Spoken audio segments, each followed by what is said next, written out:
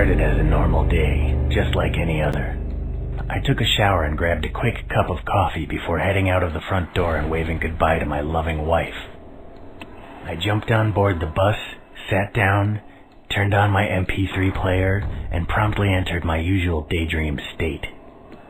I finally arrived at my office building, headed up the 10th floor, and sat down at my desk to see a huge pile of paperwork. I sighed and got started. The scream coming from down the hall broke my concentration. I considered going to see what it was, but the thought quickly passed. Probably just another hysterical secretary overreacting to a spider. Just as I started getting back to work, something else grabbed my attention. I peered out the window into the street below, and to my astonishment, saw a scene of utter chaos. People fighting, even killing each other for seemingly no reason. By this time, some of my coworkers had gotten up from their desks and joined me in staring out the window.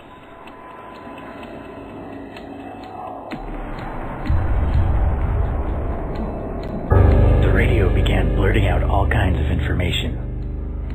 It said that a new breed of virus had been discovered, one that would change its victims into a homicidal maniac. This virus was highly contagious and spreading rapidly. Their advice was to stay where I was, and that if I were to encounter an infected person, I should try to destroy their brain. At this point, I felt myself entering a state of mild shock. It was obvious that whatever was going on was serious, and that a significant percentage of the population were going to be killed or wounded over the course of the next few days. My thoughts quickly turned to my wife. Was she okay? What if these maniacs were near our home?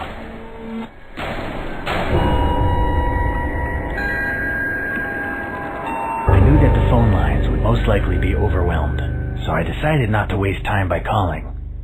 I headed straight home. I began to make my way through a series of corridors that lead to the elevator. On my way, I noticed a struggle out of the corner of my eye. I turned to see a disfigured man frantically clawing at and biting a young woman's leg. Blood was already pouring from her multiple wounds. The woman cried out for me to help her.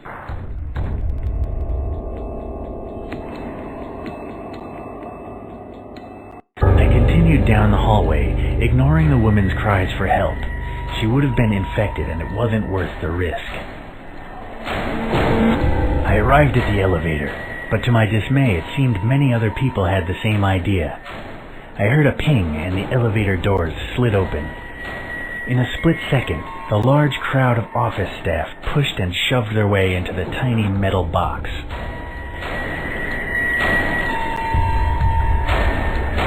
I quickly made my way down the stairs to the ground floor.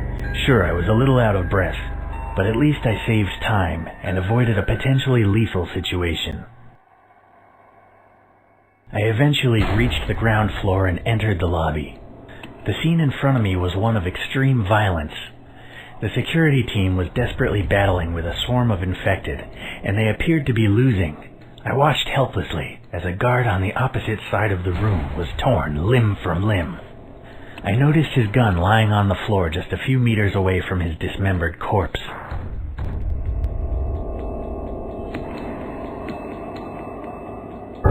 I managed to slip away without any infected noticing and proceeded quickly towards the rear exit. I made my way through several corridors towards the back of the building. As I approached the rear entrance, I spotted a hefty padlock across the bolt, making it practically impossible to open without a key. I cursed my bad luck and tried to figure out my next move. The janitor would have had the key, but reaching his office would have required going back towards the lobby.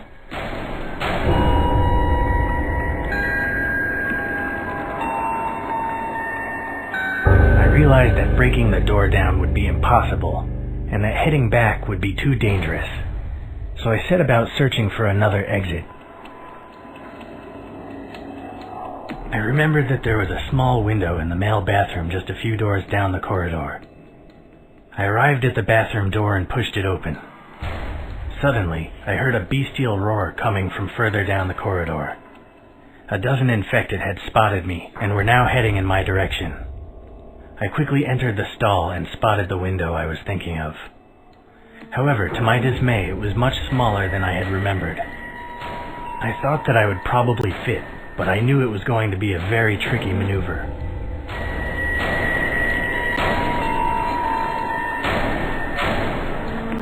Not wanting to waste time, I set about trying to squeeze through the window. A few awkward movements and a lot of pain later, I managed to force my way into the street, escaping the infected with only a few seconds to spare. I dropped from the window and landed on the pavement with a heavy thud. Looking up and down the quiet back street, I tried to decide what to do next. Eventually, I came to the conclusion that my best bet was to head to a main road and try to steal a vehicle or catch a lift. I jogged down the quiet street for a few hundred feet before stopping to catch my breath. I looked up briefly and saw a little girl wandering aimlessly in the middle of the road. I realized that the girl was most likely infected, and therefore I decided to ignore her and continue down the street. I eventually arrived at the main road. As I suspected, the scene wasn't pretty.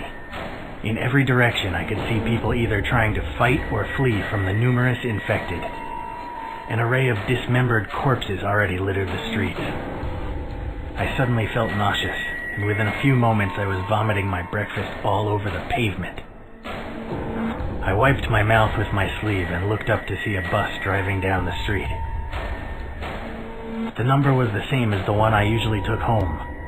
There appeared to be a lot of people on board already, but I thought I might be able to squeeze in.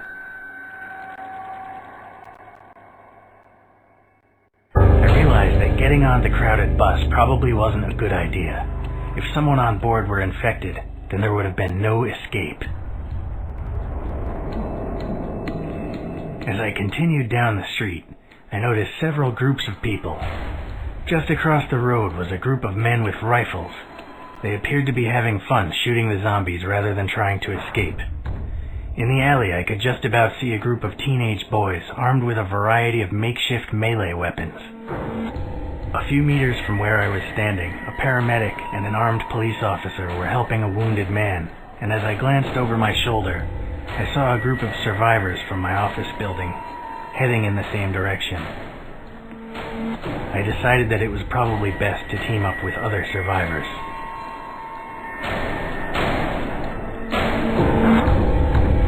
I jogged over to the group of my fellow co-workers. They seemed happy to see me. I told the group that I thought we should try to find some transportation to get out of the city center. One of them suggested we go to the parking area a few blocks down.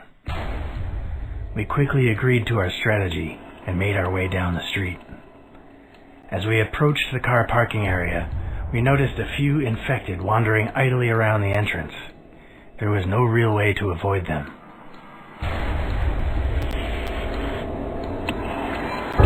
We ran swiftly towards the parking area, ducking and weaving between the zombies. Unfortunately, one of us stumbled and fell to the ground with a definite thud. By the time the rest of us noticed, it was already too late. The zombies had him pinned and were now tearing away at his flesh. Without saying a word to one another, we continued on our way and left him to his fate. We eventually found a few different options for vehicles in which we could make our escape. On the far side of the parking area, we found a pair of road motorbikes. Closer to us was a four-wheel drive all-terrain Jeep, a large freight truck, and a convertible sports car.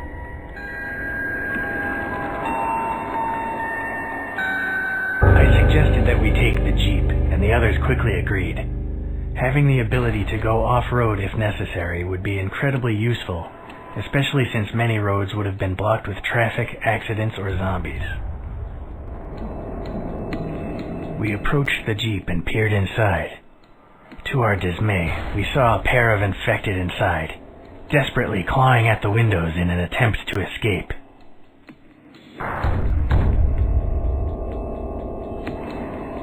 I made my suggestion, but the others didn't listen. They really wanted that Jeep, and a few zombies weren't going to stand in their way.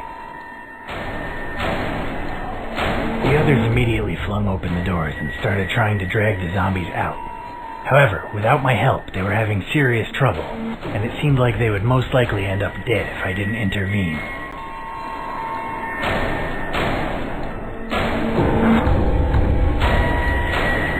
I headed towards the sports car and didn't look back.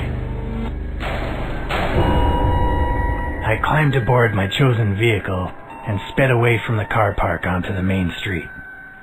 By then the roads were littered with bodies and car wreckages. It was all I could do to avoid them. Everywhere I looked, I could see only scenes of carnage. It seemed that those not already infected were fighting a losing battle. My thoughts quickly turned to my wife. I tried to tell myself that she would be okay, but that didn't stop the horrible feeling in the pit of my stomach. I knew I had to get home as soon as possible.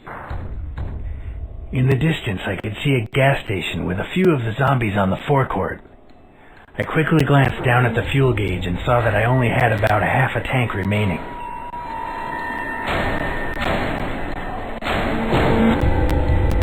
I decided not to stop for gas or supplies due to the potential danger.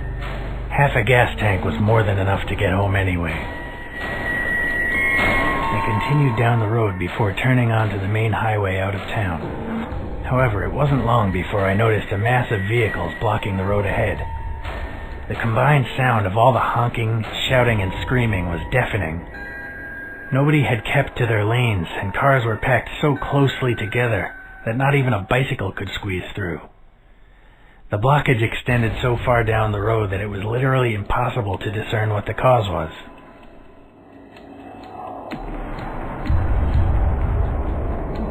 I decided that there was no point in waiting for the traffic to clear, and that without the Jeep, driving off the road was just too dangerous. I headed back the way I came and turned off the highway at the first exit. I soon found a safer, albeit less direct route home.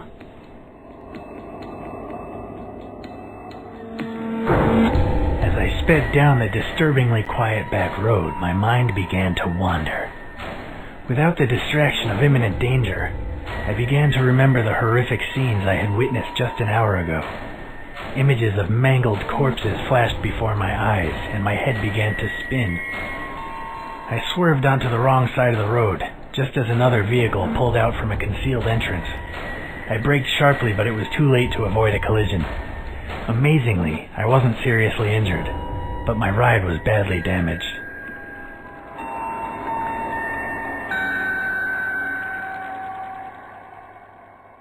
I walked over to the car and I opened the driver's door. He was unconscious but didn't seem to be badly wounded. As I wondered what to do next, I noticed 3 large bite marks on his upper arm and realized that it wouldn't be long before he became one of the infected. I decided to leave him and continue on foot. After a half an hour of walking, I began to recognize my surroundings and knew that I would soon be home. There were several different routes I could take.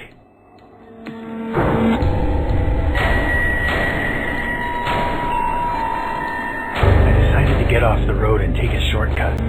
I headed into the woods, realizing that the mindless infected would have a hard time navigating the undergrowth, and that there would be very few of them in the area anyway. I finally arrived in my neighborhood, exhausted. I knew that my house was just a little further down the street, but the area was swarming with the infected. Most of them seemed distracted by what few survivors remained, but I knew it was only a matter of time before they noticed me. I remembered about a small alleyway nearby, one that would take me most of the way home in relative safety. I entered the alley, and as expected, it seemed totally devoid of life. However, as I walked past a large dumpster, an infected old man stepped out of the shadows and tried to grab me.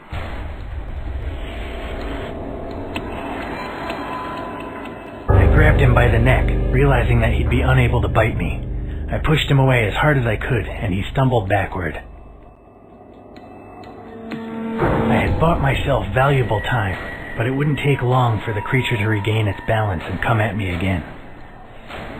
I turned to run back the way I had came, only to see that another group of them had followed and were now blocking my retreat. My only hope was to try and get past the lone infected.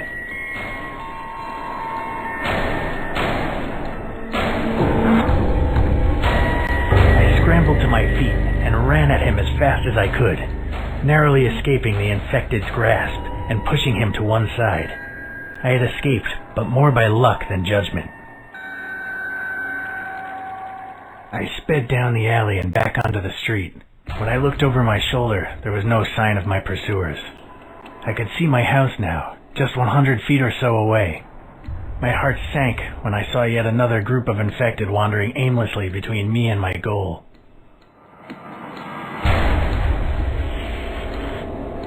I decided that it was too dangerous to carry on down the street. I went around the back of one of the neighbors' houses and climbed over the fence into their garden. It was tiring, but I carried on scrambling over the fences until I got to my own backyard. As I approached the house, I noticed the glass in the back door had been smashed and the door left slightly ajar. I was terrified for my wife's safety. I realized that whoever had broken into the house could still be in there, and without a weapon, I wouldn't be able to help my wife. I headed over to the shed and checked my pockets. Luckily, I still had my keys and was able to remove the padlock and open the door. Inside, there was a wide range of tools to choose from.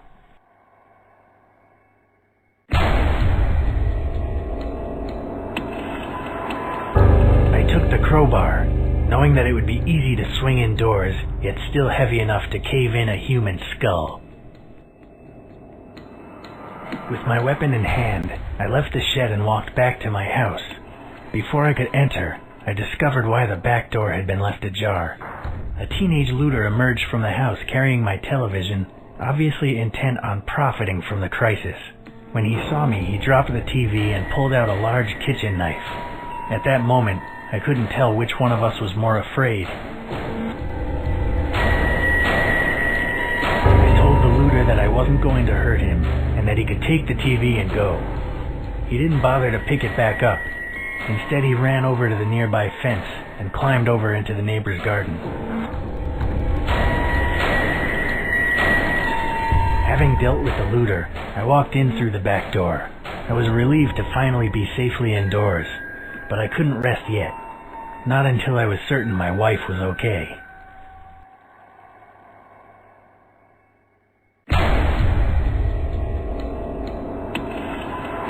I had wasted enough time already, and wasn't about to waste any more.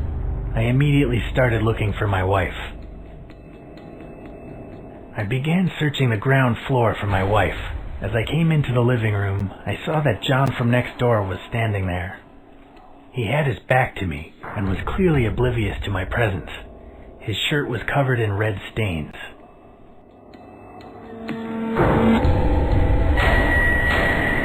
I decided it was best not to disturb him, and carefully backed away. If he had noticed me, he certainly didn't show it. As I went to go upstairs, I noticed a note had been left for me by the front door. I recognized my wife's handwriting immediately. The note said that she couldn't wait for me any longer, and that she was going to pack her bags and take the car to her parents' house in the countryside. As I read the note, my heart sank. I prayed that she would be able to make it to her parents in one piece, but knowing how hard it had been for me to get here, I couldn't help but wonder if she was still alive.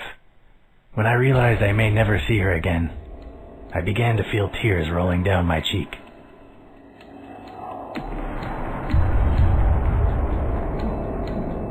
I pulled myself together and resolved to keep searching. I needed to make sure the house was secure before planning my next move.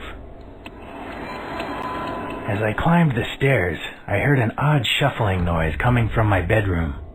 I didn't know if it was my wife, a looter, or another of the infected.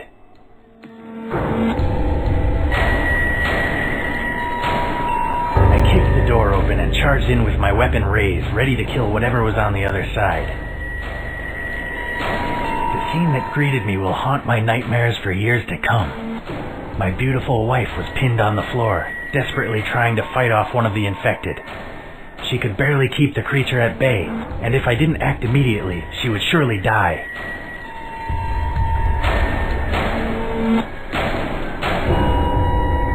I ran at the infected and kicked it in the face with all my might.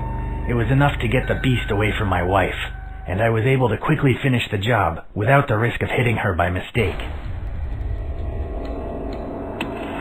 I was finally reunited with my wife. I dropped the weapon and held her as tightly as I could. In that moment, I was happier than I had ever been, yet the feeling would not last long. I asked her if she was okay, and she showed me her hand. Blood dripped from several bite marks on her fingers. I didn't know if she would become infected or not, or even how much longer she had. She sobbed as I struggled to decide what to do.